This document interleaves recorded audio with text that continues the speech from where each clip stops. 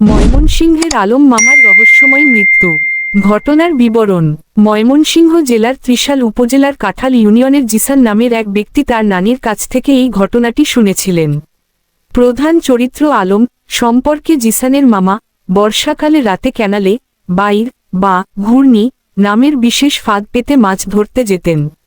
একদিন রাত আনুমানিক ৯টা সকাল ৯:৩০টার দিকে এক প্রতিবেশী জেনারেটরের পানির লাইন দেখতে গিয়ে আলম মামাকে ক্যানালের পাশে কাদা মাটিতে অচেতন অবস্থায় পান। তাকে উদ্ধার করে বাড়ি পৌঁছে দেওয়া হলে আলম মামার খিঁচুনি শুরু হয়। শরীরে কোনো সাপের কামড়ের দাগ পাওয়া যায়নি। একাধিক কবিরাজ ডেকে ঝাড়ফুঁক করানো হলেও সেন্স ফেরেনি। তবে কিছু সময় পর নিজে থেকেই তার জ্ঞান ফিরে আসে। জ্ঞান ফেরার পর আলম মামা পুরোপুরি স্বাভাবিক আচরণ করতে থাকেন। তবে সেই রাতে তার সাথে কি ঘটেছিল তা তিনি নিজেও বলতে পারছিলেন না। এর কিছুদিন পর বাড়ির কাছে এক ছোট কদম গাছ থেকে পড়ে গিয়েও আশ্চর্যজনকভাবে তিনি কোনো আঘাত পাননি। এরপর একদিন ঘরের দরজার ইট বসানোর জন্য পুকুরে ইট ধুতে যান আলম মামা ও তার নানি। আলম মামা একটু হাঁটে যাওয়ার কথা বলে বের হন, কিন্তু অনেকক্ষণ অতিবাহিত হলেও তিনি ফেরেননি। পরে দেখা যায় তিনি একাই পুকুর পাড়ে ইট ধোয়া শুরু করেছেন। ঠিক সেই সময় পুকুরটির মালিক জালে মাছ ধরতে নামেন। তিনি জাল ফেলার সাথে সাথেই পানির নিচ থেকে এক অশরীরী বাতাসের তোড় বের হয় এবং জালে ভারী কিছু অনুভূত হয়। জাল তুলে দেখা যায় আলম মামার মৃতদেহ আটকে আছে, যার নাক কান দিয়ে রক্ত বের হচ্ছিল।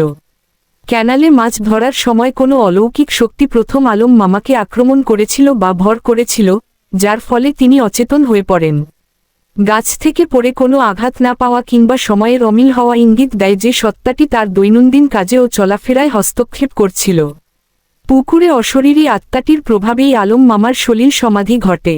পরবর্তীতে ঝাড়ফুঁক ও জিন হাজির করার চেষ্টা করা হলেও কবিরাজরা রহস্যের কোনো কিনারা করতে পারেননি। গল্প ২ বাগেরহাটের ৫-৬ বছরের ছোট মেয়ে ও জিনের আছর।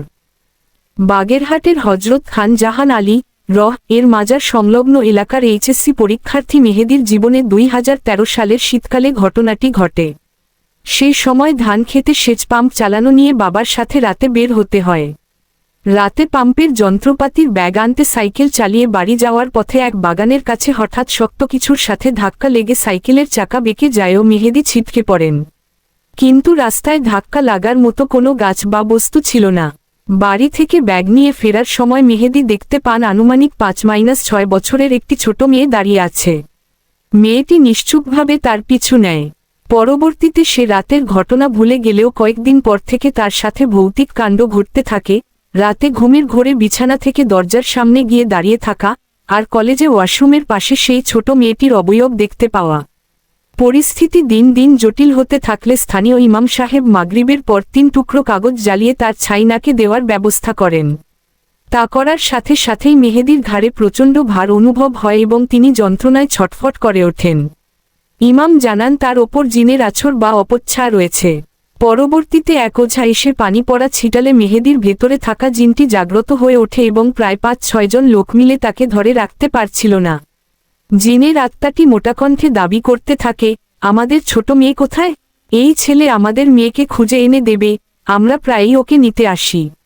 জিনটি জানায়, তাদের ছোট হারিয়ে যাওয়া মেয়েটিকে না পাওয়া পর্যন্ত তারা এই ছেলেকে ছাড়বে না।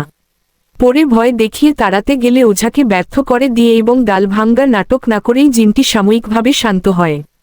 তাবিজের পর সরাসরি শারীরিক ক্ষতি না হলেও ঘরে টিনের চালে প্রচণ্ড শব্দ ও অলৌকিক হাতের দৃশ্য দেখতে পেতেন মেহেদী।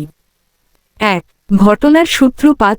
রাতের বেলা অদৃশ্য বাধা ও ৫-৬ বছরের বাচ্চা মেয়ের অবয়ব ছিল আসলে একটি জিনের বা অপচ্ছায়ার বাচ্চা। সাইকেল দুর্ঘটনার সময় হয়তো জিনের বাচ্চাটি কোনোভাবে হারিয়ে যায় বা ক্ষতিগ্রস্ত হয়, যার জন্য তারা হেহেদীকে দায়ী করে। জিন বা অপচ্ছায়াটি হেহেদীকে ক্ষতিকারক সত্তা হিসেবে নয়, বরং তাদের সন্তানকে খুঁজে পাওয়ার মাধ্যম হিসেবে পজেশন করার চেষ্টা করছিল। ঘুমের ঘোরে হাঁটা, ভারী অনুভব করা এবং এক অদৃশ্য শক্তি দ্বারা চালিত হওয়া প্যারানরমাল বা জিনের আছরের ক্লাসিক লক্ষণ হিসেবে প্রতিফলিত হয়েছে।